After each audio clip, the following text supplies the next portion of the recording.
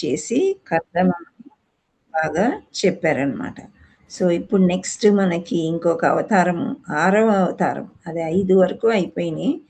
6వ అవతారము 11వ శ్లోకం ఏంటి అనేది మనం చూద్దాం. ఓకే.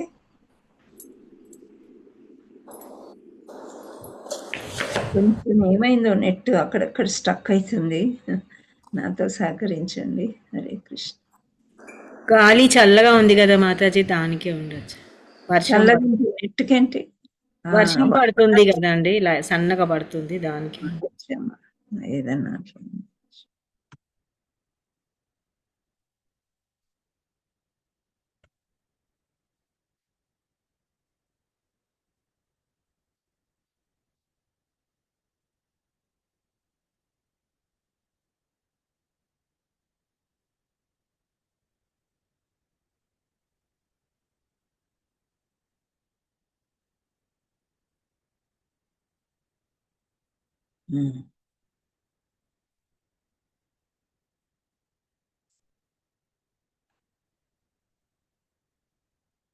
షష్టం అత్రేరపత్యత్వం వృతః ప్రాప్తో న సూయయా అన్వీక్షికీమలర్కాయ ప్రహ్లాదాదిభ్య ఊచివాన్.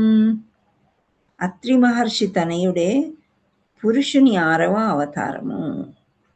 6వ అవతారమునకై అర్థించి ఉన్న అత్రి భార్య అయిన అనసూయాదేవి గర్భమున అతడు జన్మించి అలర్కుడు, ప్రహ్లాదుడు మరియు ఇతరులకు అంటే యదువంశము, హయాదాదులకు ఆధ్యాత్మిక విషయమునందు బోధ గావించెను.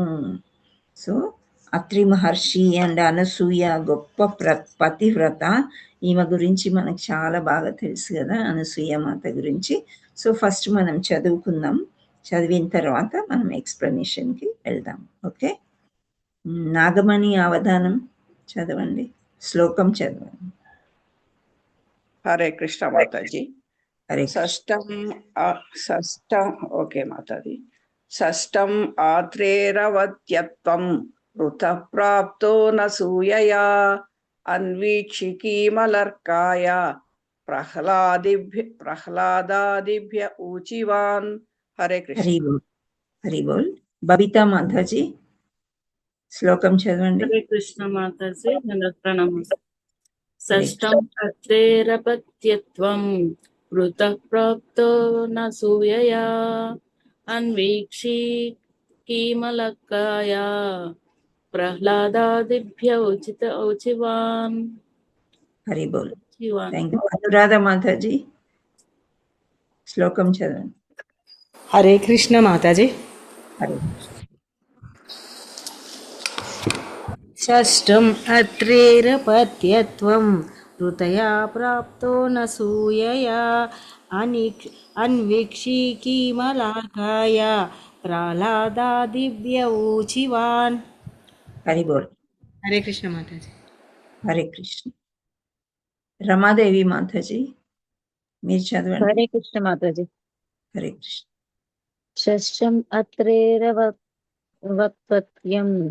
వృతః ప్రాప్నో న సూయయా అన్వీక్షికీమలర్కాయ ప్రహ్లాదాదిభ్య ఊచివాన్. హరే కృష్ణ. సరోజ మాతాజీ ప్రతిపదార్థం చదవండి. హరే కృష్ణ మాతాజీ.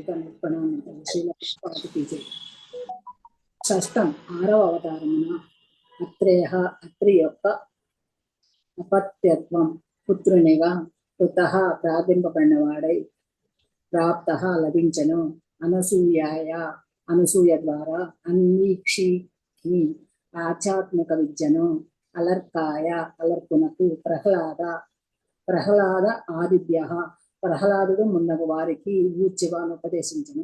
హరే కృష్ణ మాతాజీ. హరి బోల్. Thank you. వరలక్ష్మి మాతాజీ అనువాదం చదవండి. హరే కృష్ణ మాతాజీ. ధన్వత్ ప్రణామములు. ధన్యవాదాలు. అత్రి మహర్షి తనయుడు పురుషుని 6వ అవతారమునకై అర్జించియున్న అత్రి భార్య అయిన అనసూయాదేవి గర్భమును అతడు జన్మించి అలర్కుడు ప్రహ్లాదుడు మరియు ఇతరులకు యదువు హయాదులకు ఆధ్యాత్మిక విషయమునందు బోధ గావించెదను. హరికృష్ణ మాతాజీ. Thank you. హరి బోల్. సుభద్ర అమ్మ మాతాజీ భాష్యం చదవండి.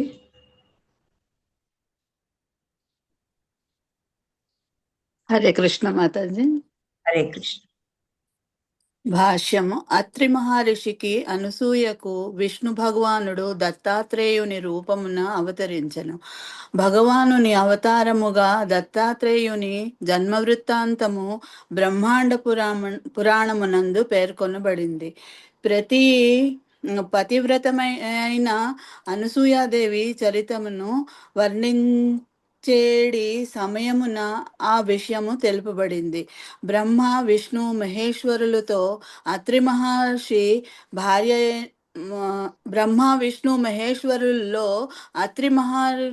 భార్య అయిన ఆ సాధ్వి ఈ విధంగా ప్రార్థించెను. ఓ ప్రభులారా, మీరు నా యొడ ప్రసన్నులైతేరేని మరియు ఏదైనా ఒక వరమును మీ నుండి కోరుకుమందరేని మీరు ముగ్గురును కలిసి నాకు పుత్రునిగా ప్రాప్తించుడని నేను అర్థించుచున్నాను. అంతటా మువ్వురులు అందులకు అంగీకరించిరి. దత్తాత్రేయుని రూపమున భగవానుడు ఆత్మతత్వమును వివరించెను. ముఖ్యంగా అతడు అలర్కుడు, ప్రహ్లాదుడు, యదువు హయేయాదులకు బోధ గావించెను. హరి బోల్ మాతాజీ. హరే కృష్ణ మాతాజీ. హరే కృష్ణ. హరి బోల్ మాతాజీ. షేరింగ్ స్టాప్ అయిందా? సారీ.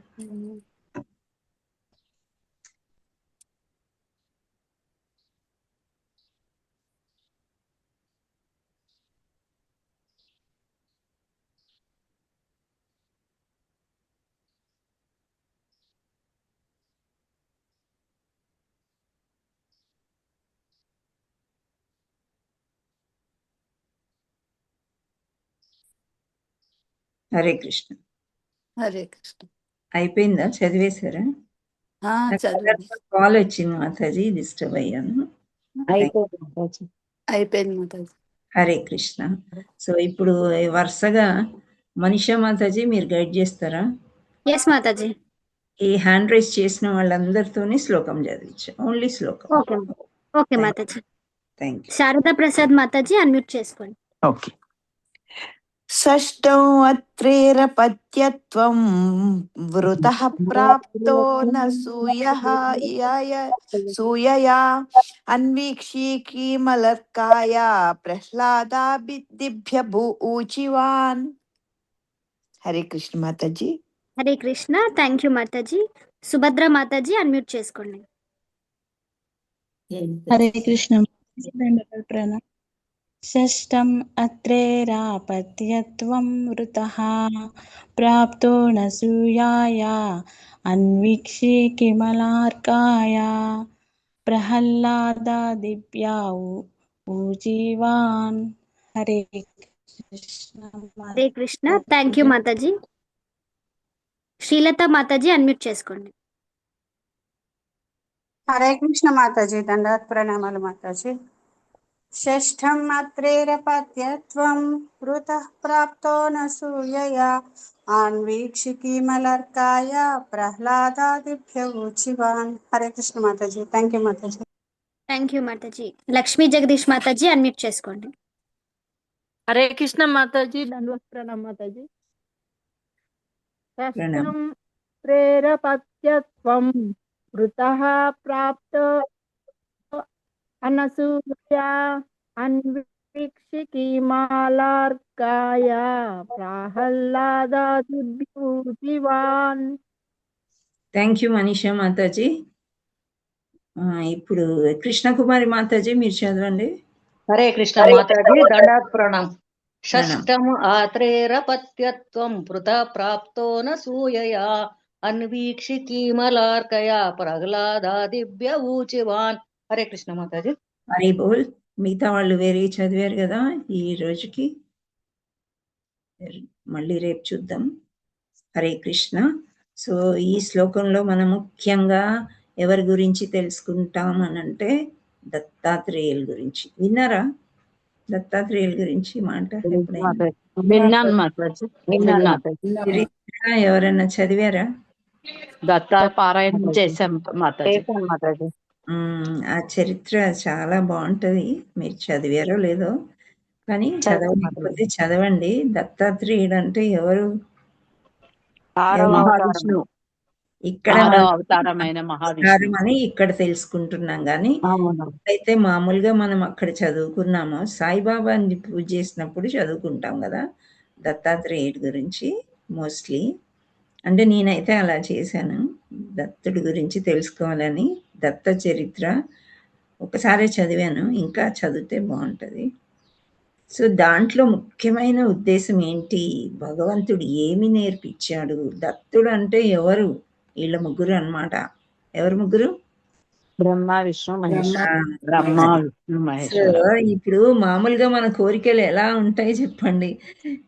భగవంతుడే మన ఇంట్లో కృష్ణుడు పుడితే బాగుండు అని అనుకుంటాం. మగ పిల్లవాడు పుట్టగానే కృష్ణ కృష్ణ కృష్ణ అనుకుంటాం.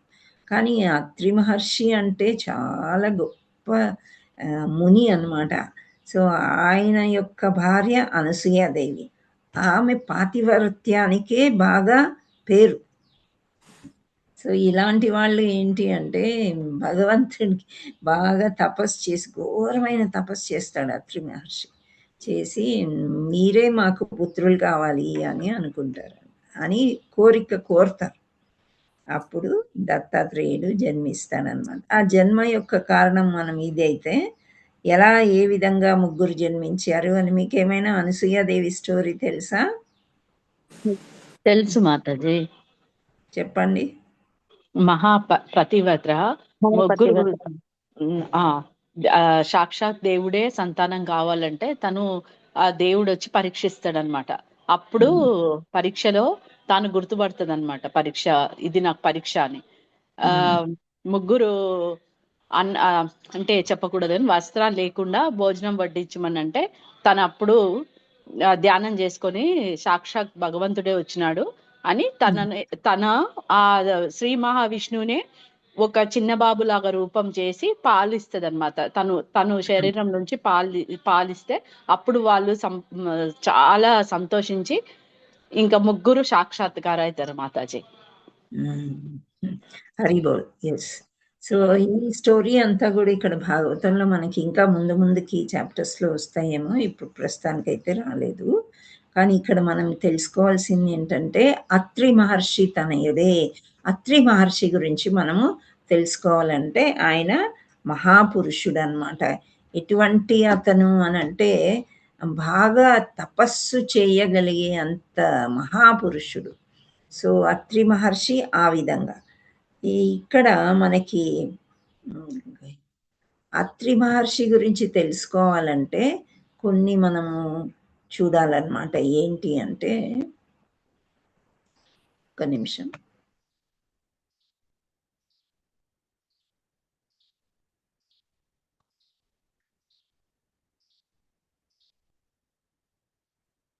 ఈరోజు నాకు నెట్ చాలా చాలా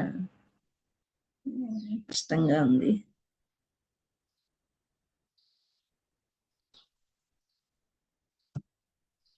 ఐ డోంట్ నో, ఎప్పుడు ఇలా నన్ను వేధించలేదు. నా కంప్యూటర్ కొంచెం స్లో ఉంది ఈరోజు.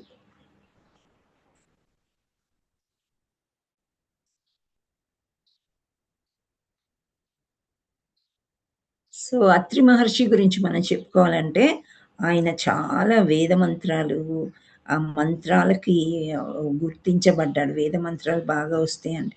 ఋగ్వేదంలోని కొన్ని సూక్తులు ఆయనకు ఆపాదించబడ్డాయి అంట. సో ఆయన మరియు అనసూయ మాత గారి జీవితం భక్తి తపస్సుకే ధర్మాచరణకు ఆయన ఆదర్శంగా నిలబడ్డారనమాట. సో ఇక్కడ మనకి అత్రి మహర్షి గురించి ఇంకా మనం తెలుసుకోవాలంటే ఆయనకి ఏంటి అని ఎలా అంటే ఏమి మనకి చెప్పగలిగారు అని అంటే హిందూ ధర్మంలో ఆయన అతి ప్రసిద్ధమైన ఋషుల్లో ఒకరు. సప్త ఋషులు అని మీరు విన్నారా ఎప్పుడైనా? 7 ఋషిస్ కదా. ఇప్పుడు సప్త సముద్రాలు, సప్త ఋషులు అని విన్నాం కదా మనం, వినలేదా? సో మనం విన్నాం కదా. సో ఆ సప్త ఋషుల్లో ఈయన ఒకరన్నమాట. అంటే బాగా ప్రాముఖ్యత చెందినవారు అన్నమాట. అందుచేత ఆయన గురించి చాలా ముఖ్యమైన విషయాలంటే అనసూయ ఒక పతివ్రత. సో ఆమె పాతివ్రత్యాన్ని ఎలా ప్రూవ్ చేసుకుంటది? ఇప్పుడు ఈ బ్రహ్మ విష్ణు మహేశ్వరులు ఒక లీడర్ ఉన్నారండి, ఒక గురువు గారు ఉన్నారు. ఒక శిష్యుణ్ణి బాగా ప్రేస్ చేస్తున్నారు, అంటే పొగుడుతున్నారు. ఇంకో శిష్యులకి కొంచెం ఎక్కడో ఒక దగ్గర చిన్న అసూయ కలుగుతుంది కదా, అవునా కదా? ఎస్ మాతాజీ. సో అది అన్నమాట. ఇప్పుడు అది మనకి ఎలా చూపిస్తున్నారంటే పురాణాల్లో, పురాణాల్లో అంటే వీళ్ళందరూ ఉన్నాయి. ఇప్పుడు మనము ఊర్ధ్వలోకం అదో చోద్యం అని చదువుకున్నాం కదా. సో ఇమేజ్ ఆఫ్ ద ఆధ్యాత్మిక లోకంలో ఏదుందో భౌతికంలో అది జస్ట్ రివర్స్లో చూస్తామన్నమాట అన్నీ కూడా. అక్కడ ఆధ్యాత్మికంలో చెట్టుకి వేళ్ళు కింద, ఇక్కడ మన చెట్టుకు వేళ్ళు పైన ఉన్నట్లు మనం ఆలోచించుకొని భ్రమించి ప్రతి ఒక్కటి కూడా అలా చూస్తూ ఉంటాం అన్నమాట. సో ఒక సమయంలో అది చిన్న ఉదాహరణ చెప్పాను. ఇప్పుడు మామూలుగా సమ్మర్ వెకేషన్లో మొన్న మా ఇంటికి అందరూ చుట్టాలు వచ్చి ఉంటారు, మన ఇళ్ళకి ఎవరైనా వస్తారు కదా. ఇప్పుడు ఆ కజిన్స్ వస్తారు, మన పిల్లల కజిన్స్ అంటే చెల్లెల పిల్లలు, వాళ్ళు వీళ్ళు. మనం ఎక్కువ ముఖ్యంగా మన పిల్లల్నే చూసుకుంటామా, వచ్చిన వాళ్ళని ఆతిథ్యం ఎక్కువ ఇస్తామా? ఫస్ట్ వచ్చిన వాళ్ళకి ఇంపార్టెన్స్ ఇస్తాం మాతాజీ. పైగా చిన్న పిల్లలు ఎవరుంటే వాళ్ళని ఎక్కువ ముద్దు చేస్తూ ఉంటాం. సో మన పిల్లలకి ఎక్కడో ఒక దగ్గర కాలుతుంది, అవునా కదా? వెళ్ళిపోండి మీ ఇంటికి అని చిన్నగా. అలాగే మనకి పార్వతి, లక్ష్మి, సరస్వతి వీళ్ళు ముగ్గురు కలిసి అనసూయ అని ఇంత పతివ్రత అని పొగిడినప్పుడు వాళ్ళకి కోపం వస్తుందంట. కోపం వచ్చి సరే ఆమె పాతివ్రత్యాన్ని ఇలా ప్రూవ్ చేసుకోవడానికి మాకు చూపించండి అని అంటారు. అంటే ఇంకా ఈ ముగ్గురు వెళ్తారనమాట. ఎవరు? బ్రహ్మ విష్ణు మహేశ్వరులు అనసూయ మాత దగ్గరికి వెళ్తారు. ఇంకా ఋషుల రూపంలో వెళ్తారు. భగవంతుల రూపంలో వెళ్తే అప్పుడే ఆతిథ్యం గ్రాండ్గా ఇస్తాం మనం. అయితే ఋషుల రూపంలో, సన్యాసి రూపంలో అలా వెళ్తారనమాట. వెళ్ళి ఆతిథ్యం కావాలి అని అడుగుతారు. అప్పుడు వాళ్ళు ఎలా అంటే అసలు భర్త ఇంట్లో లేకపోతే వేరే మగవాళ్ళని ఇంట్లోకి రానిచ్చే వాళ్ళు కాదు. అలా వాసరాలో కూర్చోబెట్టి కావాలంటే ఏదైనా అందించి అంతేగాని అలా ఉండేవారు కాదు. సో అత్రి మహర్షి తపస్సు చేసుకోవడానికి వెళ్ళారు, లేరు. వీళ్ళు ముగ్గురు వచ్చారు. సరే ఆతిథ్యం చేద్దామని వంట చేస్తూ అన్ని ఆతిథ్యం స్వీకరిస్తారేమో అని భర్త వచ్చేలోపు వంట చేద్దామని అని లోపలికి వెళ్ళి చూస్తుంది. ఆ తర్వాత వీళ్ళకి అన్నీ కూర్చోబెట్టి వడ్డిస్తే, మాకు ఇలా కాదు, నీవు నగ్నంగా ఉండి మాకు వడ్డించాలి, అప్పుడే మేము స్వీకరిస్తాము అని అంటారు. ఇంకా అప్పుడు ఆమె ఏం చేస్తుంది? ఇంకా మంచి పాతివ్రత్యంలో ఉంది. సో అలాంటి ఆవిడ ఇలా చెయ్యడం అంటే ఆ లక్ష్మి, సరస్వతి, పార్వతి పైలోకంలో చూస్తూ ఇప్పుడు ఈవిడ ఏం చేస్తుంది అని చూస్తున్నారు. అలా నగ్నంగా ఈ రోజుల్లో ఎలా ఉన్నారంటే ఒక బ్లౌజ్ వేసుకున్నారని డౌట్ వస్తుంది బయట ప్రపంచాన్ని మనం చూసినట్లయితే. పూర్వకాలంలో మా చిన్నప్పుడు లంబాడీ వాళ్ళని చూసేవాళ్ళం, కానీ వాళ్ళు వెనకాల ఆ కొంగు తల మీద నుంచి ఇలా వస్తుంది కదా, వాళ్ళ యొక్క స్టైల్, వాళ్ళ బ్లౌజ్ స్టైల్ అలా ఉండేది. కానీ ఇప్పుడు అందరూ లంబాడీ వాళ్ళలాగా అయిపోయారు. సో అలా ఎంత ప్రదర్శిస్తే అంత అందాన్ని చూస్తున్నారంటే ఎవరికి ప్రదర్శిస్తున్నారు వాళ్ళు అనే జ్ఞానం వాళ్ళకు ఉండట్లేదు. అంటే ఇలాంటి క్లాసులు వాళ్ళు వినలేదన్నమాట. ఆ టైలరింగ్ కూడా ఏంటండి అసలు, నాకైతే అసలు చూస్తూ ఉంటే వాళ్ళని పిలిచి చెప్పాలి కూర్చోండి క్లాస్లో అని అనిపిస్తుంది. సో అలా పూర్వంలో ఎలా ఉండేవారంటే ఎంత పవిత్రమైన మన శరీరం ఎందుకుంది, ఈ దేహం ఏంటి, ఒక ఈ శరీరం అనేది ఒక భర్త. వైవాహిక జీవితం అనే పవిత్రత అర్ధేచ ధర్మేచ కామేచ మోక్షేచ ఇద్దరు కలిసి నడవాలన్నారు. సో ఒకరికొకరు. కానీ ఆ ఎక్స్పోజింగ్ అనేది ఎలా ఉంటుంది చెప్పండి. సో ఈ లక్ష్మీ పార్వతి సరస్వతి ఇప్పుడు భర్త కూడా ఇంట్లో లేడు, ఈమె ఏం చేస్తుందో చూద్దాం, ఎలాగైనా ఆమె వ్రతం భంగం చేయాలి అని వీళ్ళు అనుకుంటూ ఉంటారు. ఈ లోపల ఆమె ఏం చేస్తుంది, మహాపతివ్రత కాబట్టి ప్రార్థన చాలా డీప్ ప్రేయర్స్ చేస్తుంది అన్నమాట. చేసేసరికి వీళ్ళ ముగ్గురు పసిపాపలు అయిపోతారు. చక్కగా పసిపాపలు అయిపోతే వాళ్ళకి పాలు ఇస్తుంది అనమాట. ఇచ్చి వాళ్ళ ఆతిథ్యాన్ని వాళ్ళకి అయిన తర్వాత ఇంకా వీళ్ళు మా పిల్లలే అని చెప్పేసి చక్కగా ఉయ్యాల చేసి ఫంక్షన్ చేసి ఇంకా వీళ్ళ భర్తలు భూలోకానికి వచ్చేసి ఇక్కడికి వచ్చేసారంటే ఇక్కడే ఉన్నారు. దత్తాత్రేయ టెంపుల్ చూసారండి మీరు? గంగాపూర్లో ఒకటి ఉంది, ఇంపార్టెంట్ ప్లేస్. ఇంకోటి ఆదిలాబాద్లో కూడా ఉంది కదా, అక్కడ దత్త టెంపుల్ చాలా బాగుంటుంది. పిఠాపురం కూడా ఉంది. పిఠాపురంలో ఎస్, గాన్గాపురం అదే చెప్పాను. గాన్గాపురంలో ఆ వేప చెట్టు కింద ఆయన ఎలా తపస్సు చేశాడు ఏంటి అవన్నీ కూడా ఉన్నాయన్నమాట. ఇప్పటికీ కూడా ఆయన పాదుకలు అక్కడ కనిపిస్తాయి మనకి. సో అక్కడ అయితే ఇక్కడ చిన్న పాపల్ని చేసేసి చక్కగా ఉయ్యాల వేసుకొని పెంచుకుంటుంది. అప్పుడు ఇంకా పార్వతి లక్ష్మీదేవి అండ్ సరస్వతికి చాలా బెంగ. భర్తలు అక్కడికి వెళ్ళిపోయి చిన్నపిల్లల్లాగా అయిపోయారు, మరి ఇంకప్పుడు వాళ్ళు పెద్దగా ఎప్పుడు అవ్వాలి, ఎప్పుడు మళ్ళీ రిటర్న్ రావాలి అని వాళ్ళకి అర్థం కాక బెంబెలెత్తిపోతారు. ఈలోపు ఆ భర్త వస్తాడనమాట. ఈ తతంగం అంతా చూసి ఆయన కూడా ఆనందిస్తాడు. బ్రహ్మ విష్ణు మహేశ్వరులు మా పిల్లలు అయిపోయారు అని చెప్పేసి.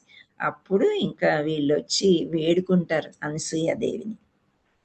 తప్పైపోయిందమ్మా, క్షమించు, నిన్ను పరీక్షించాలని మేమే కోరుకున్నాము, అందుచేత మా భర్తలు ఇలా చేశారు, వాళ్ళని క్షమించు, మా దగ్గరికి మా భర్తల్ని పంపించేసేయి అని అడుగుతారనమాట. అప్పుడు సాక్షాత్కారం జరుగుతుంది.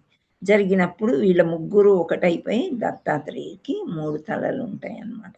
సో ఈయన పేరు దత్తాత్రేయ. ఆయన ఎవరో కాదు, విష్ణువు యొక్క అవతారము, విష్ణు అంశావతారంగా భావిస్తారంట. సో ఎందుకు విష్ణు అంశము అని అన్నారంటే, బ్రహ్మ కూడా విష్ణువు నుంచి వచ్చిన అతనే కదా. హరే కృష్ణ. భాగవతం చదువుతున్నాం మనం, ఇవన్నీ కూడా ఎవరైనా అడిగితే మనం చెప్పగలగాలన్నమాట. సో విష్ణు అంశలు అని అన్నాడు. శివుడు ఎక్కడి నుంచి వచ్చాడు మరి? బ్రహ్మ యొక్క ముకుటిలో నుంచి వచ్చాడు. సో మనమందరం ఎక్కడి నుంచి వచ్చాము? మనువు యొక్క సంతానం. మనువు ఎవరు పుత్రుడు? బ్రహ్మపుత్రుడు, బ్రహ్మ. ఓకే, బ్రహ్మ వీళ్ళని చేస్తాడు కదా. సో అందరినీ బ్రహ్మనే సృష్టిస్తూ ఉంటాడు. సో మనువు నుంచి మనం వచ్చాం, మన ఫ్యామిలీ, అందుకే మనుష్యులు మానవులు అని అంటున్నారు.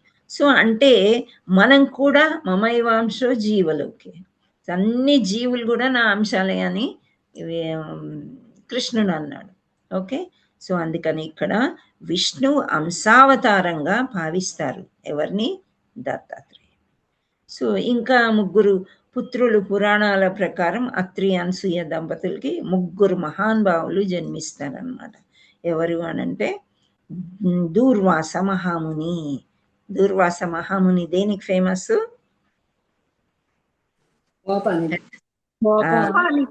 చాలా కోపం అన్నమాట. ఆయనకి ఎంత కోపం అను అంత మంచివాడు కూడా. సో ఆయన కోపానికి ఫేమస్. సో శివుని అంశలాగా దుర్వాస మహాముని అండ్ చంద్రుడు కూడా వీళ్ళకి జన్మిస్తాడు. వీళ్ళ 3 ఆయనకి, వీళ్ళిద్దరికి పుత్రులు అవుతారన్నమాట. సో ఆయన అత్రి మహర్షి అనేక వేద మంత్రాలకు బాగా ఇది దృష్టి అంటే ఆయన దీక్షగా చేస్తారు కాబట్టి ఆయన అలా వేద మంత్రాలకి గుర్తించబడ్డారు అంట. ఋగ్వేదంలో కొన్ని సూక్తులు ఆయనకి ఆపాదించబడ్డాయి అని చెప్తున్నారు. సో ఇది అత్రి అనసూయల యొక్క చిన్న స్టోరీ అన్నమాట.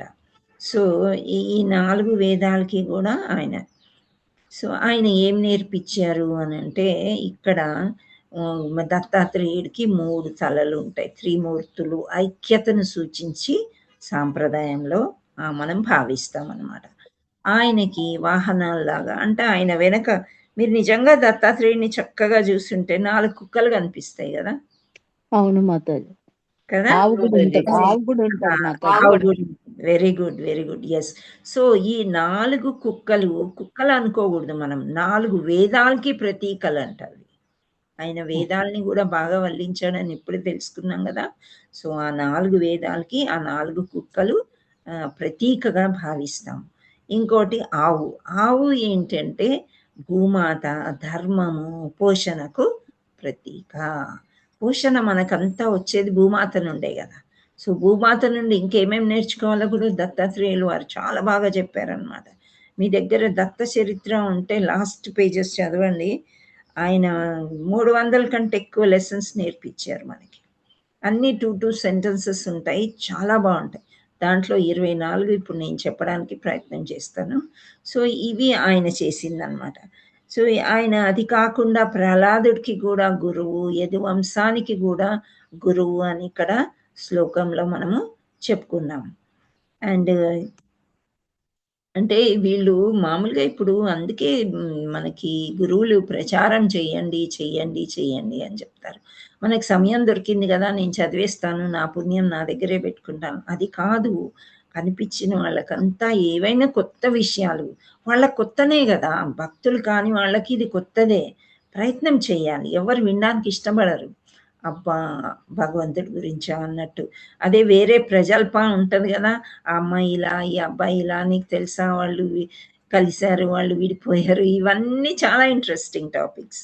కానీ భగవంతుడిది ఎంత ఇంట్రెస్ట్ అంటే వాళ్ళకి రుచి తెలియదు అనమాట. ప్రయత్నం చేయాలి మనం కూడా. సో దత్తాత్రేయుడు కూడా ఆయన వీళ్ళందరూ కూడా భగవంతుడి అంశాలే, కానీ వాళ్ళు చాలా సీనియర్స్ అండ్ గొప్ప వాళ్ళు ఎందుకు అయ్యారు అంటే భగవంతుడి భగవద్గీతలో నా గురించి ఎవరు ప్రచారం చేస్తారో, నా గురించి రోజు ఎవరు మాట్లాడుకుంటారో, నా భక్తులు ఎప్పుడు నా గురించే డిస్కస్ చేస్తారు అని ఆయన అన్నాడు.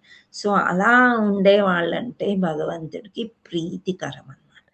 సో అలా దత్తాత్రేయులు వారు ఇలా ఎడ్యుకేషన్ చేశారు. ఏం చెప్పారు అని చూద్దాం మనం. 24 ఎలిమెంట్స్ అని మనం చదువుకున్నాం కదా ఇంతకుముందు సాంఖ్య శాస్త్రంలో.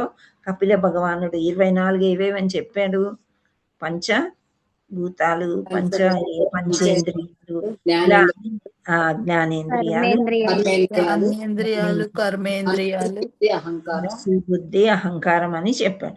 సో వీటి నుంచి ఏం నేర్చుకున్నది అనేది దత్తాత్రేయులు వారు చెప్తున్నారు. భాగవతం ఎంత బాగుంది కదా, నిజమేనా? చాలా బాగుంది. ఒక్కదానికొకటి కనెక్షన్ చూడండి. ఇప్పుడు ఇంతకుముందు మనం 5వ అవతారంలో 24 సంఖ్యాశాస్త్రం ప్రకారం అని తెలుసుకున్నాం. ఇక్కడ దత్తాత్రేయులు వారు ఆ 24 మనకి ఏమి నేర్పిస్తున్నాయి? ఇప్పుడు భూమి, అవును భూమి నుండి మనకు అన్ని పోషణ లభిస్తుంది అది అని నేర్చుకున్నాం. కానీ భూదేవి ఎన్ని కష్టాలు పడిందని ఒక అవతారంలో తెలుసుకున్నామా? బాగా ఎంత అంటే తీసుకెళ్లి బురదలో దాచేస్తాడు. ఎవరా రాక్షసుడు? హిరణ్యాక్షుడు. కశిపుడు కాదు, హిరణ్యాక్షుడు అన్నమాట. సో ఏ అవతారంలో భూమి మళ్ళీ పైకి వస్తుంది? వరాహావతారంలో 2 కూరలు దాని మీద నుంచి పట్టుకొస్తాం. సో భూమి నుండి మనం ఏం నేర్చుకోవాలి అని అంటే సహనము, క్షమ అంట. ఎంత సహనం అండి భూమికి. ఇప్పుడు అక్కడే పచ్చని పొలాలు ఉంటాయి. మనం ఏదైనా యాత్రకి ఎక్కడైనా బస్సుల్లో కానీ కార్లో కానీ వెళ్తూ ఉంటాం. సో అక్కడ మూత్రశాలలు అవి మనకు కనిపించవు, ఏమైనా అర్జెన్సీస్ ఉంటాయి, అప్పుడు మనం చేస్తాం కదా. ఇది కరెక్టా కాదా? ఇప్పుడు కుక్కలు, పిల్లులు, జంతువులు వేరే ఎంత మలమూత్రాలు భూమి మీద పడ్డా సూర్యుడు కూడా ఇది నీరా ఇది మూత్రమా ఏంటి అనేది అన్నిటి మీద ప్రసరించి అవి ఎవాపరేట్ అయిపోయేటట్టు చూస్తాడు. గాలిలోకి. ఓకే. అండ్ భూమి కూడా వద్దు వద్దు ఇది పొలం ప్లేసు, ఇక్కడ నువ్వేం చేయకు అని చెప్తుందా మనకి? అదే urgent call, nature calls. So అంటే మనం క్షమించింది అది. అలా అన్నమాట. సో భూమి నుంచి మనం ఏం నేర్చుకోవాలంటే చాలా సహనము, క్షమాగుణం అనేది ఉండాలి అని చెప్తున్నారు. అండ్ నెక్స్ట్ వాయువు అంటే గాలి. గాలి నుండి మనం అనాసక్తి నేర్చుకోవాలంట. అనాసక్తి అంటే ఏంటి? ఈ విభేదాలు ఏమీ లేవు. గాలి కూడా ఇప్పుడు ఒక పువ్వు పరిమళించింది అనుకోండి, ఒక సువాసనని గాలి తీసుకుని వెళ్తుంది. గంధాన్ని యొక్క సువాసన గాలి తీసుకుని వెళ్తుంది. అవునా కదా? అదే విధంగా ఇప్పుడు పేడ కుప్పలు ఉన్నాయి రోడ్డు మీద అంతా. ఇప్పుడు వర్షాకాలంలో నానా చండాలంగా ఉంటాయి, డ్రైనేజీలు రీచ్ అయ్యే. వాయువు ఆ వాసనని కూడా తీసుకెళ్తుందా? ష్యూర్ కదా? అంతే కదా? సెపరేట్ చేసేది ఆ వాయువుని కూడా తీసుకొని వెళ్తాం. మనకి నచ్చపోతే మనం మొక్కు మూసుకొని వెళ్తూ ఉంటాం. అలా వాయువు నుంచి అది ఓర్పు అనేది నేర్చుకోవాలన్నమాట. నెక్స్ట్ ఆకాశం. ఆత్మ సర్వవ్యాపి. సో ఆకాశం నుంచి నేర్చుకునేది ఏంటి అంటే మన ఆత్మ ఒక దగ్గర ఉండదు. భగవంతుడి కీర్తన ఎక్కడ జరుగుతుందో, భగవంతుడి యొక్క శ్రవణం ఎక్కడ కలుగుతుందో అక్కడికి వెళ్ళిపోతుంది. సర్వవ్యాపి. ఆత్మకి చావు పుట్టుక ఉన్నాయా? మనకు తెలియదు. కానీ పరిపరి దేహాలు, వేర్వేరు దేహాలు వేసుకొని వేర్వేరు కార్యక్రమాలు చేసుకుంటూ అలా వెళ్ళిపోతూనే అంటారు. సర్వవ్యాపి అంటే ఈ ఆత్మ ఇప్పుడు ఇక్కడ ఈ దేహంతో ఇక్కడ ఉన్నాం మనం భౌతిక ప్రపంచంలో, కానీ ఏదో ఒక రోజు ఆధ్యాత్మిక ప్రపంచానికి వెళ్ళిపోతాము. ఆధ్యాత్మిక ప్రపంచానికి వెళ్ళిపోయి ఎన్నో లోకాలని మనం తిరిగి వచ్చుంటాము. నీళ్ళల్లో ఉండొచ్చు, గాలిలో ఉండొచ్చు, క్రిమి కీటకాల్లో ఉండొచ్చు. మన ఆత్మ ఎక్కడెక్కడ తిరిగిందో 84 లక్షల జీవరాశులు. అంటే సర్వవ్యాపి అన్నమాట. భగవంతుడు సర్వవ్యాపి కదా?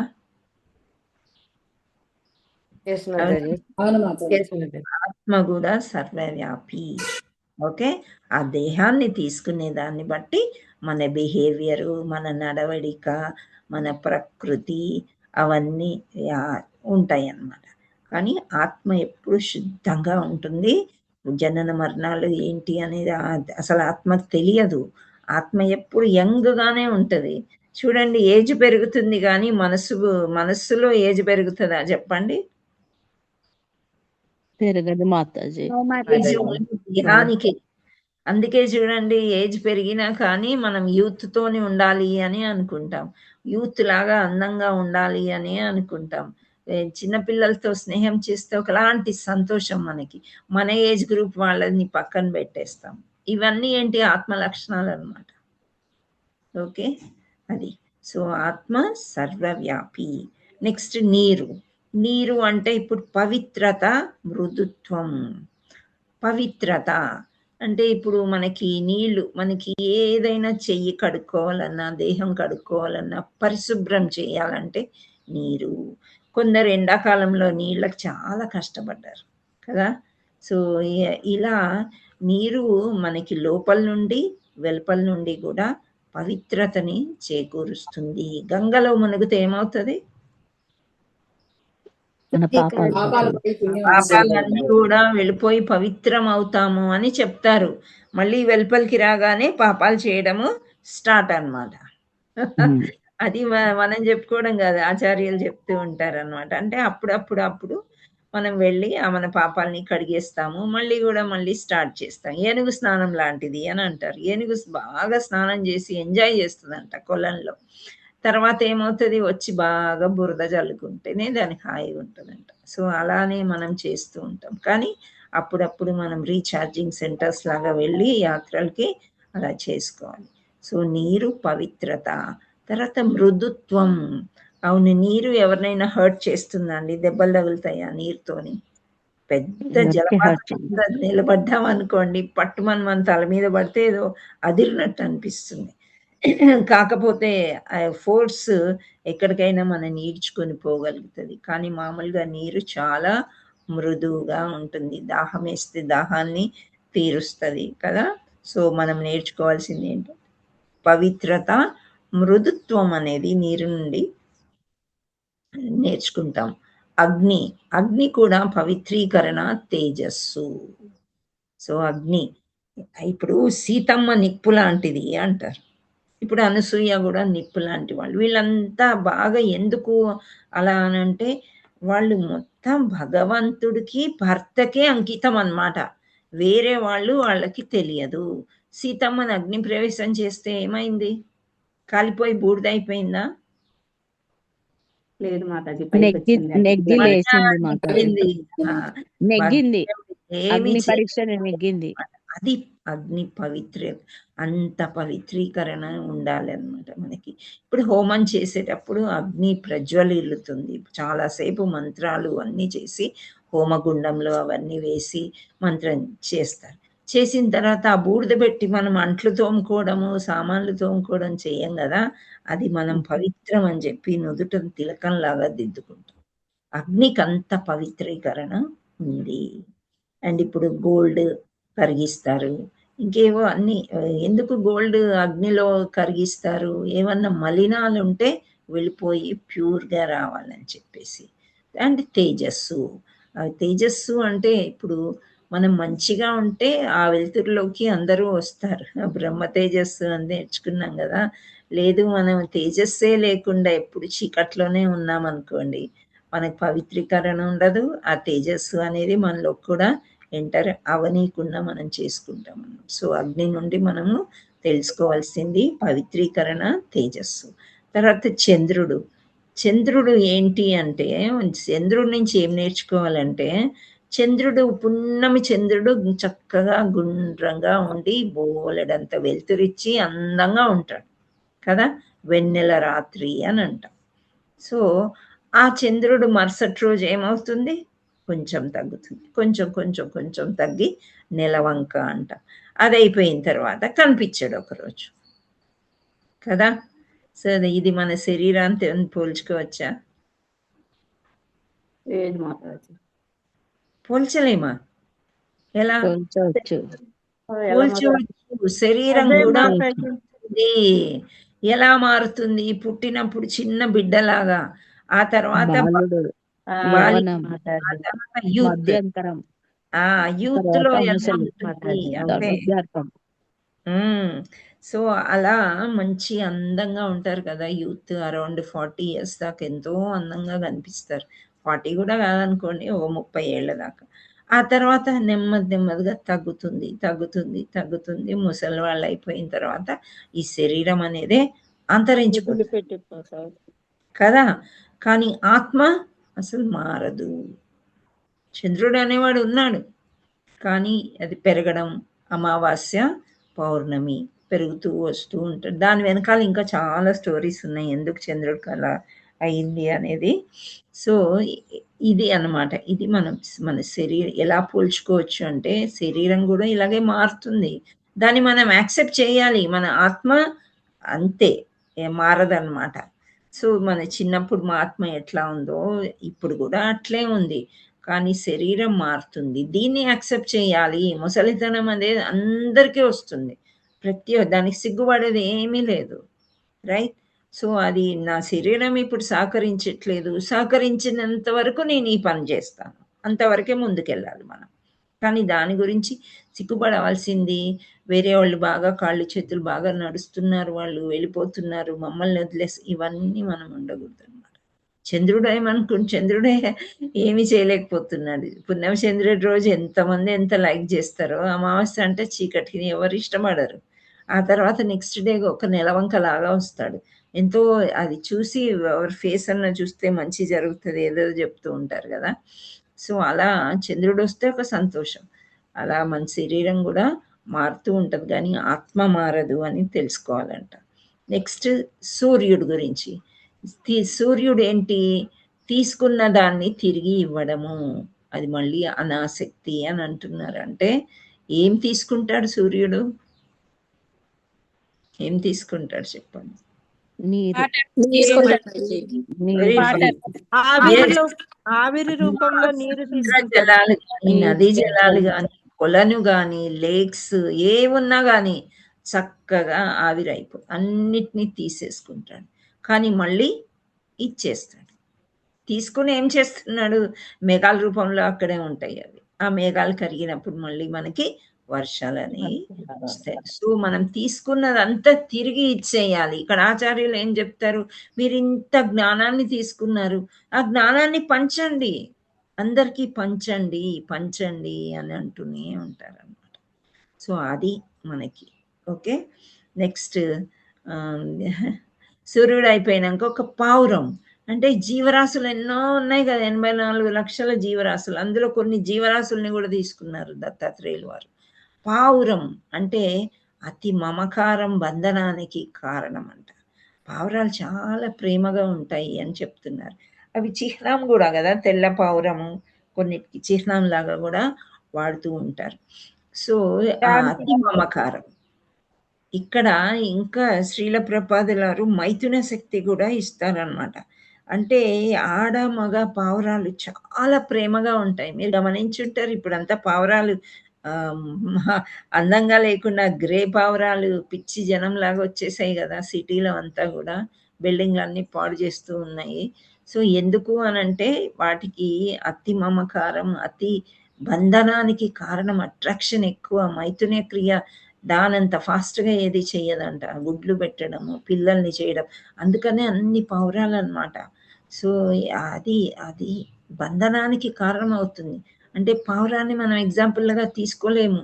రీజన్ ఏంటి అంటే ఆ బంధం అనేది మనకొద్దు, భౌతిక బంధం కావాలా?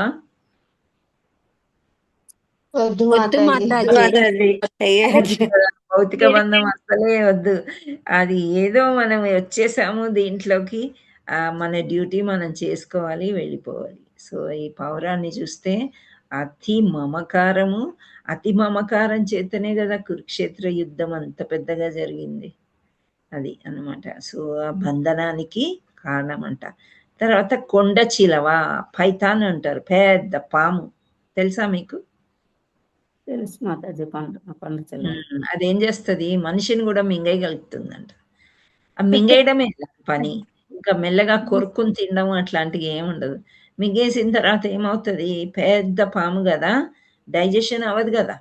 సో ఒక చెట్టుకి చుట్టూ తిరిగిపోద్దంట. తిరిగిపోతే లోపల ఉండే శరీరం దేన్ని మింగితే ఆ శరీరము ముక్కలు ముక్కలు అయిపోయి చిన్న చిన్న పదార్థాలలాగా అయిపోయి అప్పుడు అది డైజెషన్ అవుతుందంట. సో ఒక్కసారి కొండ చిలువ పెద్ద జంతువునో మనిషినో ఎవరినైనా తినేసిందంటే కొద్ది రోజుల దాకా దానికి ఆకలేదని చెప్తారు. సో అది దాన్ని చూసి ఏం నేర్చుకోవాలంటే దొరికిన దాంతో సంతృప్తి పొందాలంట. మనకు అట్లా కాదు కదా, పొద్దున్న మంచి భోజనం చేసి మళ్ళీ రాత్రి కూడా రెడీ అయిపోతాం. కడుపు నిండుగా ఉన్నా సరే, అమ్మో రేపు పొద్దున్న నీరసం వస్తుందో, రేపు పొద్దున్న ఆకలిస్తుందో, మధ్యరాత్రి ఆకలిస్తుందో అని తింటూనే ఉంటాం. అవునా కదా? తిండి విషయంలో అది. ఇంకా వేరే విషయాల్లో కూడా ఒకటి ఉంది అంటే 4 చీరలు ఉన్నాయి సరిపోతాయి, కానీ ఇంకో 10 కావాలి మనకి. ప్రతి ఫంక్షన్ కి ఎగబడుతున్నారు మాతాజీ. ఆషాఢ మాసం ఆఫర్ పెట్టారని కుప్పలు కుప్పలుగా వెళ్తున్నారు. అవును, అది కొందరు మంచి విషయమేనమ్మా. కొన్ని విషయాల్లో ఏంటంటే సంవత్సరం పొడవునా ఇప్పుడు కొనుక్కొని మళ్ళీ కొనుక్కోరు కొందరు, అది మంచి విషయం. సరే ఇంకా మళ్ళీ కొనుక్కోరు కాబట్టి ఎవరికైనా పెట్టిపోతలకి ఏదైనా మళ్ళీ షాపింగ్కి వెళ్ళకుండా ఇప్పుడు తీసుకోవచ్చు అని కూడా కొందరు అంటూ ఉంటారు అలా. సో అది ఒక్కొక్కరి ఆలోచన బట్టి ఉంటుంది.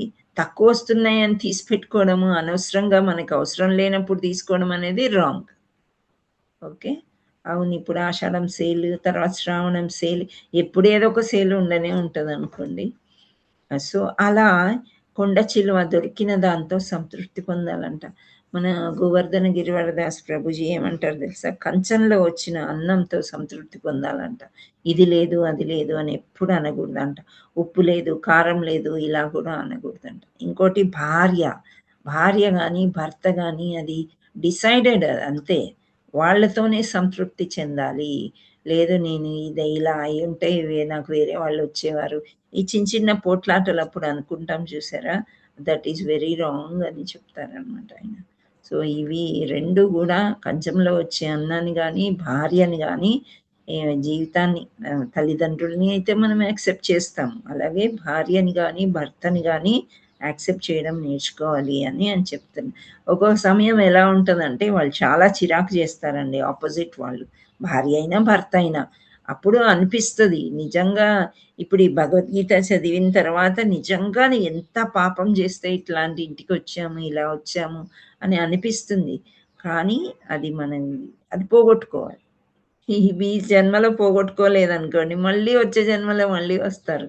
అలా మనకి సో సుఖం అనేది దుఃఖాలయంలో లేదు అసలు. కృష్ణుడు చెప్పాడు, దిస్ ఇస్ దుఃఖాలయం అశాశ్వతం, టెంపరీ అండ్ దుఃఖాలయం. ఆ దుఃఖం అనేది పోదన్నమాట. సో అందుకే ఏది దొరికితే దాంతో సంతృప్తి పొందుతుందంట కొండ చిలువ. అట్లా మనం కూడా ఉండడానికి ప్రయత్నం చేయాలి. ఇంకోటి సముద్రం. సముద్రం ఏం చేస్తుంది, ఇప్పుడు పొద్దున్న ఈ వర్షం పడుతుంది ఏంటి అని అంటే ఎక్కడో తుఫాను అని అన్నారు. తుఫాన్ అంటే ఇక సముద్ర గాలులు, చల్లదనము, అవన్నీ డిస్టర్బెన్స్ సముద్రంలో బాగా జరిగినప్పుడు మనకి వర్షాలు కూడా బాగా పడుతూ ఉంటాయి కదా. కానీ ఇక్కడ సముద్రం ఏం చెప్తున్నారంటే సుఖ దుఃఖాల్లో సమత్వం చూపిస్తుందంట. బాగా వర్షాలు పడి నదులన్నీ పారి సముద్రం వైపు వెళ్ళాయి. ఏం చేస్తే సముద్రం కలుపుకుంటుందా, అక్కడ ఏమన్నా ఆనకట్ట కట్టేసుకుంటుందా? ఏది లేదు, ఓపెన్ కదా, ఓపెన్. ఇప్పుడు మనకి ఎన్ని కష్టాలు వచ్చినా మన ఇంట్లో యజమాని he has to accept everything. భార్య కానివ్వండి, భర్త కానివ్వండి, ఒకవేళ కొడుకే ఆ ఇంటికి యజమాని అయితే యాక్సెప్ట్ చేయాలి, తప్పదు. సో దుఃఖంలో సుఖంలో సమత్వం చూపిస్తుందంట సముద్రం. అది మనం నేర్చుకోవాలన్నమాట. నెక్స్ట్ మిడత. సో సుఖ దుఃఖాల్లో సమత్వంగా ఉండాలి చక్కగా అంటే తాం తితిక్షస్వ భారత అని చెప్పారు ఒక శ్లోకంలో భగవంతుడు. ఏంటి ఆ శ్లోకము? మాత్రా స్పర్శాస్తు కౌంతే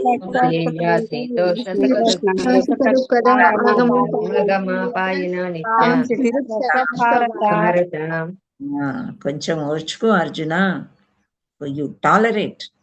సమ్మర్ వచ్చింది వెళ్ళిపోతుంది, వింటర్ వచ్చింది వెళ్ళిపోతుంది, చలి ఎండాకాలంలాగా సుఖ దుఃఖాలు కూడా వస్తాయి వెళ్ళిపోతాయి. సమత్వంగా ఉండడానికి ప్రయత్నం చేయండి అని అంటున్నారు. నెక్స్ట్ మిడత. మిడత తెలుసా మీకు? Grasshopper. Hare Krishna. So ఇంద్రియాశక్తి చాలా ప్రమాదకరం అంట, దాని నుంచి అలా నేర్చుకోవాలి అని చెప్తున్నారు. మిడత ఎక్కడ వాళ్తుంది? సామాన్యంగా ఎక్కడ కనిపిస్తుంది మనకి? చెట్ల మీద కనిపిస్తుంది. చెట్టు పైన కనిపిస్తుంది, గ్రీన్ కలర్లో ఉంటాయి, ఎప్పుడో ఒకసారి బ్రౌన్ కలర్లో కూడా మనకి కనిపిస్తూ ఉంటాయి. అయితే ఆ భగవంతుడు కొన్నిటికి ఇంగ్లీష్లో చెప్పాలంటే కీమోఫ్లేజ్ అంటారు. ఆ దాన్ని గ్రీన్ కలర్ ఎందుకు ఇచ్చాడు భగవంతుడు అంటే, చెట్టు మీద ఉంటది, చెట్టు తినేస్తా ఉంటది కదా, ఆకులన్నీ అట్లే ఉంటది. సో అంటే చూసే వాళ్ళకి ఆ మిడత తినేది చూస్తే ఇక్కడ మిడతలు ఉన్నాయా ఏమున్నాయని కానీ గుర్తుపట్టలేం. సో భగవంతుడు అలా చేశాడు అనమాట, దానికి డేంజర్ తప్పిద్దామని. కానీ అదేం చేస్తుందంట, ఇంద్రియాశక్తి చాలా ఎక్కువ దానికి. సో అది ప్రమాదకరం అని దాని నుండి మనం నేర్చుకోవాలి. ఇంద్రియ నిగ్రహ శక్తి మిడతకి ఉండదు అని చెప్తున్నారు.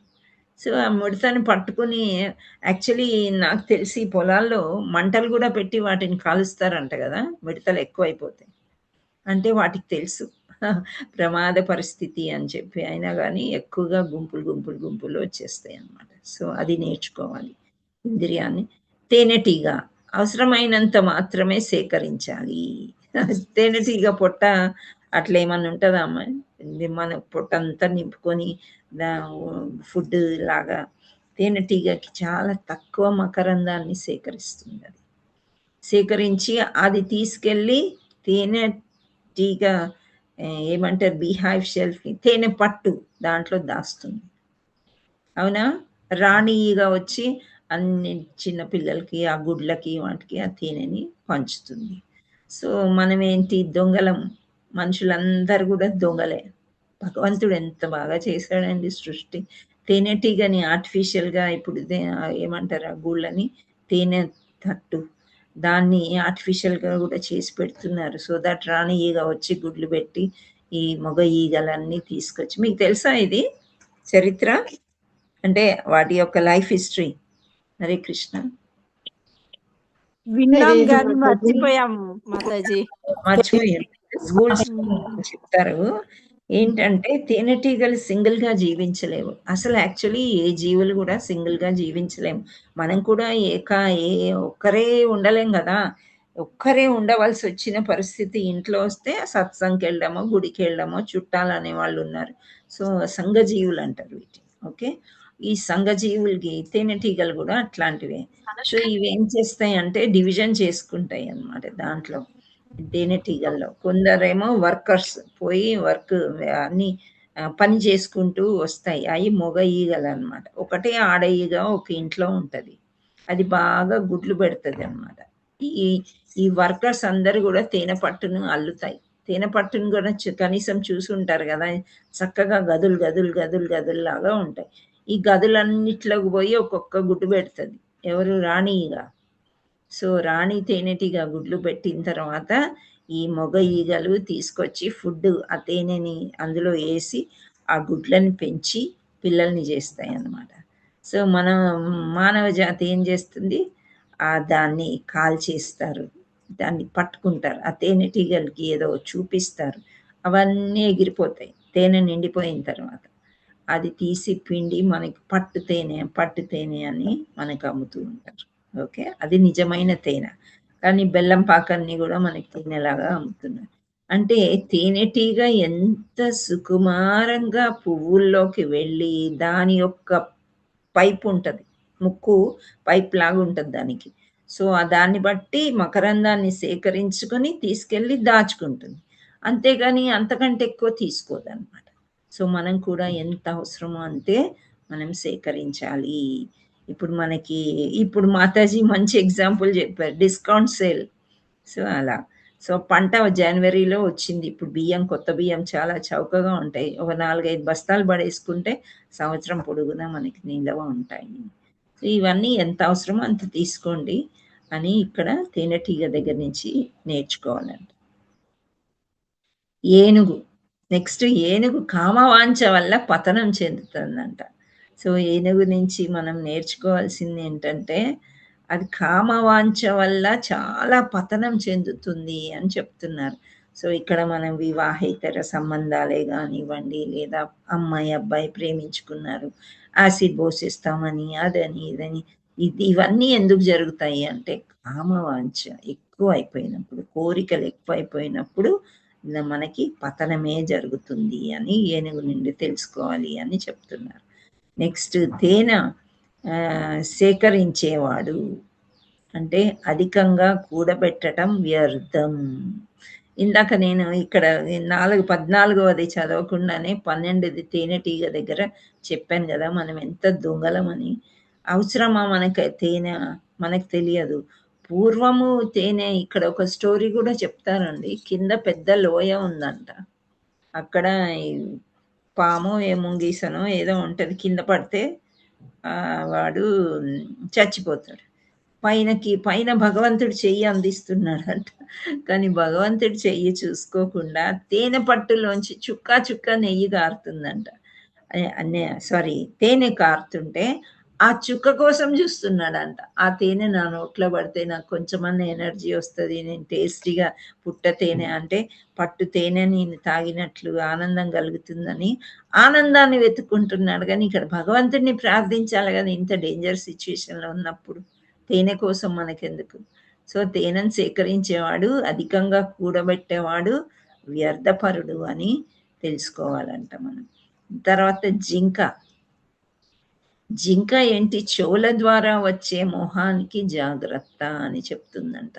సో జింక ఇటు అటు ఇటు చూస్తుంది కదా, బెదురు కళ్ళు వేసుకొని ఆ చెవుల ద్వారా అది జింక నీళ్లు తాగుతుంది. శ్రవణ కుమార్ కథ మనకి తెలుసు కదా, జింక నీళ్లు తాగుతూ ఉంటే ఆయనకి ఏదో సౌండ్ అలా వస్తుంది. జింక ఎవరమ్మా ఇక్కడ నీళ్లు తీసుకుని, దశరథ మహారాజు షూట్ చేస్తాడు కదా, శ్రవణ కుమార్ నీళ్లు తీసుకెళ్తుంటే జింక చప్పుడు అనుకుని ఆయన బాణం వేసేసరికి శ్రవణ కుమారుడు చనిపోతాడు. సో ఇక్కడ జింక చెవులు ఎలా ఉంటాయంటే చాలా ఈ చెవుల ద్వారా వచ్చే మోహానికి జాగ్రత్త. సో మన చెవుల ద్వారా ఏదైతే వింటామో ఆ కోరిక ఆ మోహం నుంచి చాలా జాగ్రత్తగా ఉంటుందంట జింక. ఎప్పుడు కూడా పులి వస్తుందా ఏదొస్తుంది అని చెప్పేసి, అలా మనం జింక నుండి నేర్చుకోవాలి అని చెప్తున్నారు. చేప నాలుకని అదుపులో ఉంచాలి అని చెప్తుందంట. సో నాలుకని అదుపులో ఉంచుకోవాలి అని అంటే నాలుక రుచితోనే కదా మనం లేనిపోని ప్రాబ్లమ్స్ తెచ్చుకుంటున్నాం, అవునా? రుచుల కోసము నాలుక, దాంట్లో ఇంట్లో అన్నం తినేటప్పుడు ఒక్కోసారి యుద్ధాలు కూడా అవుతాయి. ఇది బాగోలేదు, ఇది బాగుంది అని నోట్లోంచి వచ్చే మాట చాలా జాగ్రత్తగా రావాలి. ఆ నోట్లోంచి నాలుక లేకపోతే మాట్లాడలేము. మీకు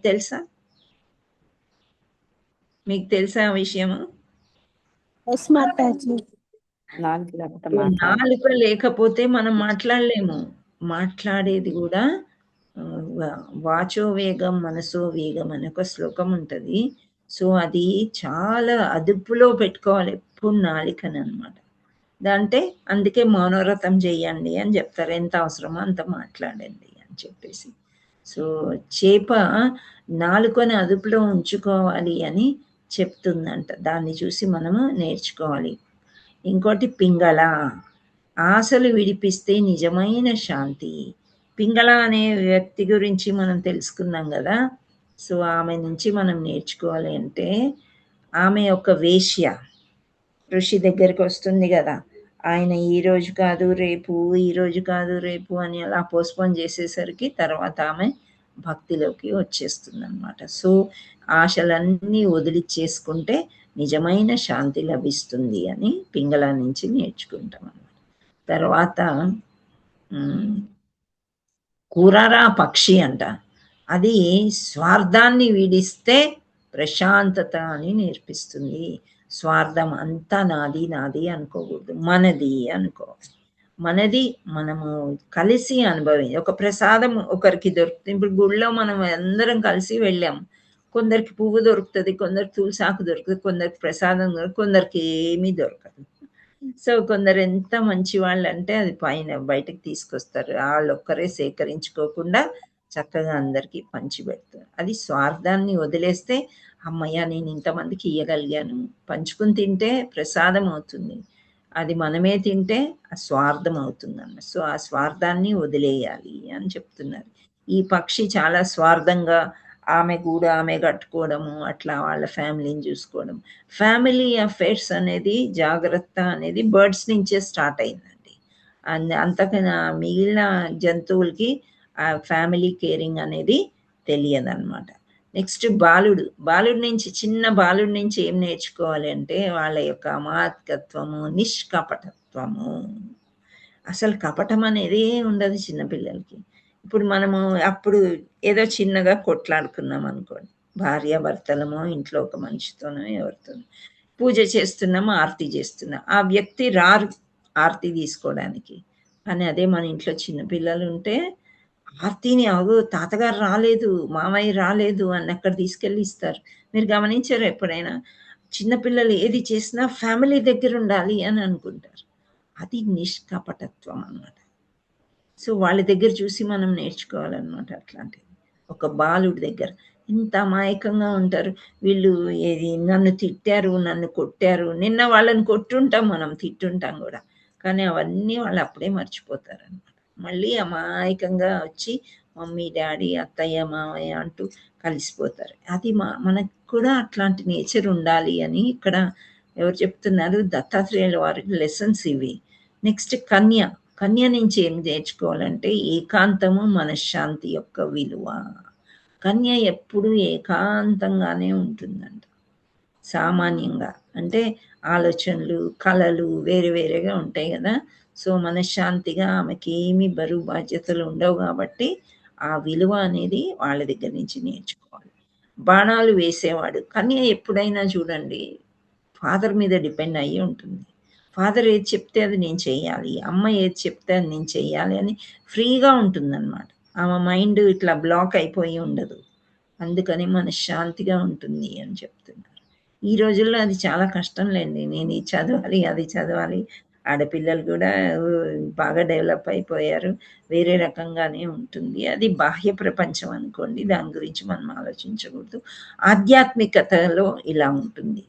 నెక్స్ట్ బాణాలు వేసేవాడు, బాణం వేసేవాడు ఏకాగ్రత. మనకి ఏది కావాలో అక్కడే బాణం వేస్తాడనమాట. అర్జునుడిని చిన్నప్పుడు ఈ ఆర్చరీ, ఈ యారోస్ ఎలా వేయాలి అని నేర్పించేటప్పుడు ఒక పక్షిని చూపించి ఆ పక్షి గుడ్డు మీద వేయమన్నారంట ఏంటి బాణాన్ని. సో ఆ ద్రోణాచార్యుల వారు అందరినీ ఒక్కొక్కరిని అడుగుతున్నారు, అక్కడ నీకు పక్షి కనిపిస్తుందా? కనిపిస్తుంది. ఈ లెసన్ ముందే చెప్పేశారు, పక్షి గుడ్డుకి మీరు ఆరో వేయాలి అని. సో పక్షి కనిపిస్తుందా? ఓకే. ఇంకొకరిని అడుగుతారు ఏ రంగులో ఉంది? బ్రౌన్ కలర్లో ఉంది. ఇంకొకరిని అడుగుతారు ఆకుపచ్చ రంగు. ఇలా అందరూ పక్షి పక్షి అని చెప్తున్నారు, కానీ అర్జునుడు ఒక్కడే చెప్పాడంట, ఏం చూస్తున్నావు నాయనా నువ్వు అంటే, నాకు దాని గుడ్డు మాత్రమే కనిపిస్తుంది, ఇంకేమీ కనిపించట్లేదు. అద్దై ఏకాగ్రత. రైట్. సో బాణాలు వేసేవాడు అంత ఏకాగ్రతతో ఉంటేనే కరెక్ట్గా వేయగలడు. సో మనం కూడా ఏదైనా భక్తి చేసేటప్పుడు ఏకాగ్రత చాలా ముఖ్యం. మనసులో ఒకటి పెట్టుకొని భక్తి చేయడం అనేది అది అపరాధం అని చెప్తారు. సో మనము చేసే 5 నిమిషాలు 10 నిమిషాలు ఏదో ఒకటి ఏకాగ్రతతోని చెయ్యండి.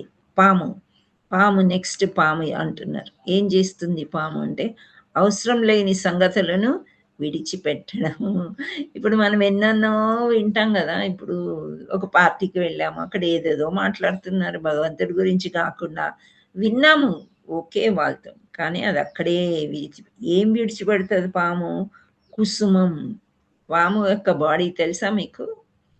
అక్కడక్కడ మనం ఎప్పుడైనా అడవుల్లోకి అట్లా వెళ్ళినప్పుడు పాము కుసుమం పాములాగే కనిపిస్తుంది. దాని యొక్క తొడుగుని అప్పుడప్పుడు వదిలేస్తుంది. అది అవసరం లేదు కాబట్టి. మనం కూడా గోళ్ళు కట్ చేస్తాం కదా, గోళ్ళు కట్ చేస్తాము, జుట్టు కట్ చేస్తాము, అవసరం ఉన్నంత వరకే పెట్టుకుంటాం. సో అలా పాము అవసరం లేని సంగతుల్ని మనం విడిచిపెట్టేయాలి అని చెప్తారు. నెక్స్ట్ సాలెపురుగు తెలుసా మీకు? స్పైడర్. ఓకే. సో సృష్టి భగవంతుడి నుండి వచ్చి ఆయనలోనే లీనమైపోతుంది, లయమవుతుంది. సృష్టి భగవంతుడి నుండి వచ్చి ఆయనలోనే లీనమవుతుంది అని చెప్తారు. సాలీడు దాని యొక్క శరీరంలోంచి వచ్చే దారాల నుండి పోగు చేసుకొని ఒక ఇల్లులాగా చేసుకొని అందులో ఉంటుంది, బయటికి రాలేదు. అది చిక్కుకొని అందులోనే ఉండిపోతుంది అనమాట. సో ఎందుకు? ఈ వలలో ఎవరైనా వస్తే వాళ్ళని పట్టుకుందామని ఉంటుంది. ఆ తర్వాత దానికి అదే లయం అయిపోతుంది అనమాట. సో భగవంతుడి నుండి వచ్చింది భగవంతుడిలోనే వెళ్ళిపోతుంది. సృష్టి లయానికి కారణము విష్ణుమూర్తి. రైట్. సో నెక్స్ట్ కందిరీగ నుండి ఏం చేస్తున్నారు? కందిరీగ తెలుసా మీకు? ఇందాక తేనెటీగ అన్నాం, ఇప్పుడు కందిరీగ. ఇది కుట్టిందా అంటే దద్దులు వస్తాయి. సో ఇది కూడా పుప్పొడి తేనె మీద ఆధారపడి ఉంటుంది. సో ఎవరిని నిరంతరం ధ్యానిస్తామో వారి స్వభావాన్ని పొందుతాము. సో కందిరీగ గుయ్ గుయ్ గుయ్ అని పెద్ద సౌండ్ చేస్తూ తిరుగుతూ ఉంటుంది. సో ఎవరిని నిరంతరంగా ధ్యానిస్తామో వారి స్వభావాన్ని మనం పొందుతాము అని చెప్తున్నారు. మనము విష్ణుమూర్తిని ధ్యానించామనుకోండి, చాలా ప్రేమ అనురాగం అవన్నీ కలుగుతాయి. కృష్ణుని ధ్యానిస్తే, రాధాని ధ్యానిస్తే సేవ చేయాలనిపిస్తుంది. దుర్గాదేవిని ధ్యానించారనుకోండి, ఏమి కోరిక తీరితే ఇంకో కోరిక పుట్టుకొని వస్తుంది. దుర్గాదేవి దగ్గరికి వెళ్ళి అమ్మ నన్ను కృష్ణుని దగ్గర చేయని కోరుకోవచ్చు. ఆమె దగ్గరికి వెంటనే అంటే ఈ త్రివిధ తాపాలని తీసేస్తుందంట. త్రివిధ తాపాలు ఏవి? ఆధ్యాత్మికము, ఆది భౌతికము, ఆది దైవికం. ఓకే, ఈ బాధలన్నీ తీసేసి కృష్ణుడి దగ్గరికి ఆవిడ తీసుకెళ్తుందంట. సో ఇలాగ 24 జీవుల గురించి 24 అంశాల గురించి దత్తాత్రేయుల వారు బోధ చేశారనమాట, పాఠాలు చెప్పారు. సో ఇవి మనము దత్తాత్రేయుల దగ్గర నుంచి నేర్చుకోవాల్సినవి. మళ్ళీ ఆయన ఎవరెవరికి బోధ చేశారు అని మనం శ్లోకంలో చూసాం కదా. ఎవరికి చేశారు? ప్రహ్లాదుడికి చేశారు, అంటే ఇంకా కొందరు యదువంశీయులకి కూడా చేశారు. ఆ తర్వాత ఊచివాన్ అంటే ఉపదేశించను, అల్కరాయ అల్కరుడు, ప్రహ్లాదుడు, ఆదివ్య. సో వీళ్ళందరికీ కూడా ఆయన ఇటువంటి బోధనలు చేసి ఉన్నారు అని చెప్తున్నాం. హరే కృష్ణ హరే కృష్ణ కృష్ణ కృష్ణ హరే హరే, హరే రామ రామ రామ హరే హరే. సో దత్తాత్రేయుడి గురించి మనకు తెలియని విషయాలు కొన్ని తెలుసుకున్నాం ఈరోజు. సో షష్టం అత్రేరపత్యంత్వం వృతః ప్రాప్తో న సూయయా అన్వీక్షి ఖీమలార్కాయ ప్రహ్లాదాదిభ్య ఊచివాన్. అత్రి మహర్షి తనయుడే పురుషుని 6వ అవతారము. అవతారం నాకై అర్థించి ఉన్న అత్రి భార్య అయిన అనసూయాదేవి గర్భమున అతడు జన్మించి అల్కరుడు, ప్రహ్లాదుడు మరియు ఇతరులకు ఆధ్యాత్మిక విషయం నందు బోధ కావించెను. సో వేరే వాళ్ళకి చెప్తున్నారంటే మనం కూడా తెలుసుకుంటున్నాము అని అర్థం అన్నమాట. హరే కృష్ణ. నేను ప్రేయర్ చేయడం ఈరోజు చెయ్యలేదు కదా. ఓకే, మీరు చేశారు కాబట్టి ఓకే. శ్రీ శ్రీ శ్రీ రాధా మదన్ మోహన్ की जय, जगन्नाथ बलदेव सुभद्रा माई की जय, चैतन्य निताई गौर प्रेमानंदे हरि हरि बोल. Thank you also. Hare Krishna Mata ji. Veeranna Prabhu, thank you. ఏమైనా ఉన్నాయా మీకు ప్రశ్నలు? హరే కృష్ణ. ఏం లేదు మాతాజీ. Thank you. క్లియర్ గా ఉందా? క్లియర్ గా ఉంది మాతాజీ, చాలా బాగా చెప్పారు మాతాజీ. Okay, thank you. అన్ని జీవులు క్రిమి కీటకాలు ఏమేం చేస్తాయి అనేది బాగా అర్థమైంది మాతాజీ. మీకు దత్త చరిత్ర అని బుక్ ఉంటే ఎప్పుడైనా తీసుకోండి. దాంట్లో లాస్ట్ పేజెస్లో ఇవి 24 చెప్పాను, 300 ఉంటాయి. చాలా బాగుంటుంది. ఎవరి దగ్గర నుంచి కాకి నుండి ఏం నేర్చుకోవాలి, పిచ్చుక నుండి ఏం నేర్చుకోవాలి, అన్ని చాలా బాగా చెప్తాడు ఆయన. దత్త చరిత్ర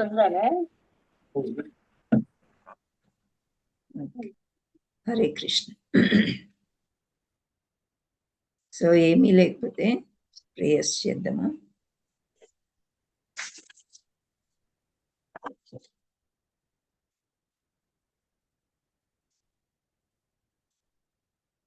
श्री श्रीमद् भक्ति वेदांत स्वामी महाराज श्रील प्रपाद की जय. इस्कॉन फाउंडर आचार्य श्रील प्रपाद की जय. श्री श्रीमद् भक्ति सिद्धांत सरस्वती गोस्वामी महाराज की जय. अनंत कोटि वैष्णव वृंद की जय. नामाचार्य श्रील हरिदास ठाकुर की जय. प्रेम से कहो श्री कृष्ण चैतन्य प्रभु नित्यानंद, श्री अद्वैत गदाधर श्रीवासादि गौर भक्त वृंद, श्री राधा मदन मोहन की जय. श्री राधा गोपीनाथ की जय. श्री राधा गोविंद जी की, श्याम कुंड की जय, राधा कुंड की जय, गिर गोवर्धन की जय, श्री मायापुर धाम की जय, श्री वृंदावन धाम की जय, गंगा मैया की जय, यमुना मैया की जय, तुलसी देवी की जय, भक्ति देवी की जय, श्री हरिनाम संकीर्तन की जय, सामवेद भक्त वृंद की जय, जगन्नाथ बलदेव सुभद्रा माई की जय. गौर प्रेमानंदे हरि हरि बोल. All glories to Sri Guru and Sri Gauranga. All glories to assembled devotees. Hare Krishna. All glories to assembled devotees. Hare Krishna. All glories to assembled devotees. Hare Krishna. Hare Krishna. Hare Krishna. Krishna Krishna. Hare Hare. Hare Rama. Hare Rama. Rama Rama. Hare. Hare Krishna Mataji and Prabhuji. Thank you all so much. Dandavad Pranam Mataji.